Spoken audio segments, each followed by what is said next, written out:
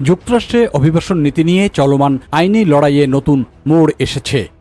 US court of আপিলস for the district of Colombia circuit এক রায়ে বলেছেন, ট্রাম্প প্রশাসনের বিরুদ্ধে চলমান আদালত অবমাননার তদন্ত আপাতত বন্ধ থাকবে।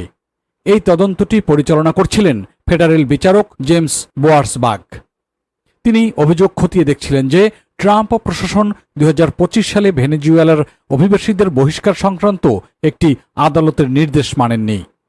তবে আপিল আদালতের 3 বিচারকের বেঞ্চের সংখ্যাগরিষ্ঠ মতামতে বলা হয়েছে, বিচারক বোয়ার্সবার্গ তার ক্ষমতার সীমা লঙ্ঘন করেছেন।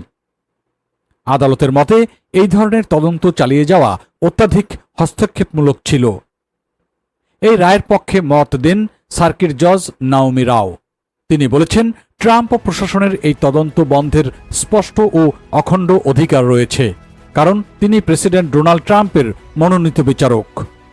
বিতর্কিত এই ঘটনাটি ঘটেছে 2025 সালের মার্চ মাসে, যখন যুক্তরাষ্ট্র থেকে কিছু ভেনেজুয়েলান অভিবাসীকে বহিষ্কারের জন্য বিমান পাঠানো হয়। তখন অভিযোগ ছিল, আদালতের নির্দেশ থাকা সত্ত্বেও ওই ফ্লাইটগুলো থামানো হয়নি এবং অভিবাসীদের এল সালভাদরে পাঠানো হয়। এই বিষয়টি নিয়ে বিচারক বোয়ার্সবার্গ আদালত অবমাননার তদন্ত শুরু করেছিলেন, যা ট্রাম্প প্রশাসনের ওপর চাপ সৃষ্টি করেছিল। তবে নতুন এই রায়ের ফলে সেই তদন্ত কার্যত বন্ধ হয়ে গেল। বিশ্লেষকদের মতে এই সিদ্ধান্ত যুক্তরাষ্ট্রের বিচার বিভাগ ও নির্বাহী বিভাগের মধ্যে ক্ষমতার ভারসাম্য নিয়ে নতুন করে বিতর্ক সৃষ্টি করতে পারে। বিশেষ করে অভিবাসন ইস্যুতে আদালতের ভূমিকা কতটা হবে তা নিয়েও প্রশ্ন উঠেছে। এদিকে মানবাধিকার কর্মীরা বলছেন, অভিবাসীদের অধিকার রক্ষায় এই ধরনের তদন্ত গুরুত্বপূর্ণ ছিল।